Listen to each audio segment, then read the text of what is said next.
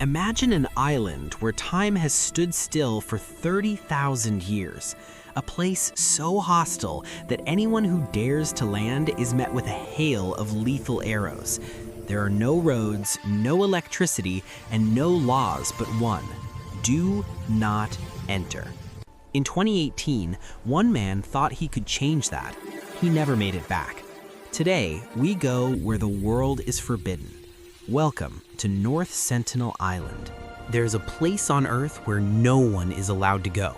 A place where Google Maps blurs the images, where boats are legally banned from coming within 5 miles, where the punishment for trespassing is death. This isn't a military base. It's not a nuclear test site. It's an island, North Sentinel Island, and it's home to the most isolated tribe on the planet.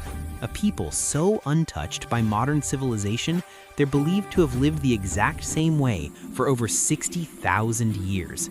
They don't want your help. They don't want your medicine. They don't want you. In 2018, a young American missionary named John Allen Chow ignored the warnings. He believed he could make contact. He believed he could save them. He was killed on the beach. His body was never recovered. This is the story of the Sentinelese, the tribe who time forgot, the people the world is forbidden from meeting, and the dark question we have to ask ourselves: should we leave them alone, or are we abandoning them? The Sentinelese are a mystery wrapped in an enigma. We don't know their language. We don't know their population. Estimates range from 50 to 500 people. We don't even know what they call themselves. Sentinelese is our word, not theirs. North Sentinel Island sits in the Indian Ocean, part of the Andaman and Nicobar archipelago. It's roughly the size of Manhattan, but while Manhattan has 8 million people, North Sentinel has maybe a few hundred, and they've been there for 60,000 years. That's not a typo. Genetic evidence suggests the Sentinelese are direct descendants of the first humans to leave Africa. They reached these islands during the last ice age when sea levels were lower, and then the world forgot about them. While the rest of humanity built cities, invented writing, split the atom, and landed on the moon, the Sentinelese stayed, unchanged, uncontacted, untouched. They live as hunter-gatherers, no metal tools, no agriculture, just Stone Age technology, bows and arrows, and the ocean. They fish, they hunt wild pigs, they gather coconuts and roots, and they survive. But here's the chilling part. Every single outsider who's tried to meet them has been met with the same response: violence. Arrows in the air, spears thrown, bodies dragged into the jungle. The Sentinelese don't take prisoners. They don't negotiate. They simply want you gone. December 26, 2004.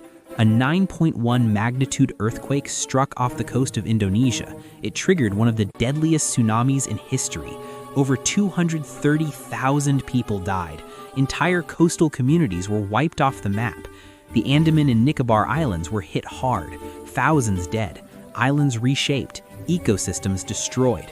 North Sentinel Island was right in the tsunami's path, and the world held its breath. Because if the Sentinelese were wiped out, we'd never even know. They had no warning systems, no concrete buildings, no escape plan, just the jungle and the sea. Days later, the Indian Coast Guard sent a helicopter to check for survivors, and there he was, a lone warrior, bow raised, arrow aimed directly at the helicopter.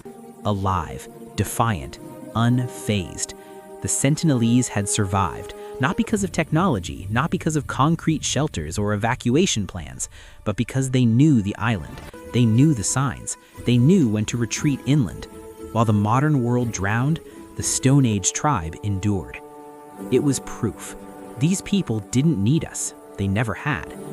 For most of history, the Sentinelese were left alone. But in the 20th century, curiosity got the better of us. In 1967, the Indian government began contact expeditions. The goal? Friendship, gifts, integration. It went exactly how you'd expect. In 1974, a National Geographic film crew attempted contact. They brought coconuts, pots, a live pig, and a doll as gifts. The Sentinelese responded with arrows. The director was struck in the thigh. The crew barely escaped. But one person succeeded where others failed. Her name was Madhumala Chattopadhyay. In 1991, Madhumala, a young Indian anthropologist, made history. She became the first and only woman to make peaceful contact with the Sentinelese. She brought coconuts. No weapons, no aggression, just calm persistence. And for the first time ever, the Sentinelese lowered their bows. They waded into the water. They took the coconuts. They even touched her hand. It was a fragile, fleeting moment of peace, but it didn't last. Because soon after, the Indian government realized something. Contact wasn't just dangerous for the anthropologists, it was lethal for the Sentinelese. In 1996, India officially ended all contact expeditions. The reason? Disease. The Sentinelese have no immunity to common illnesses. A cold could kill them. The flu could wipe out the entire tribe in weeks. Even a harmless handshake could carry a death sentence. History has proven this over and over. When isolated tribes meet the outside world, they die. The Tasmanian Aboriginals, the Yagan people of South America, entire cultures erased not by war, but by germs. India learned the lesson. In 1997, a 3-mile exclusion zone was established, later expanded to 5 miles. Trespassing became a crime, not to protect us from them, but to protect them from us.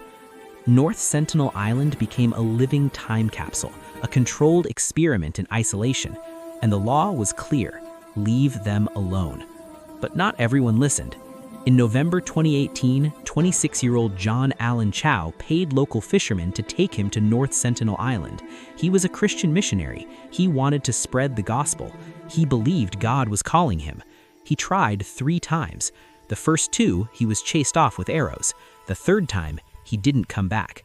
Fishermen watched from a distance as the Sentinelese dragged his body across the beach. It was never recovered.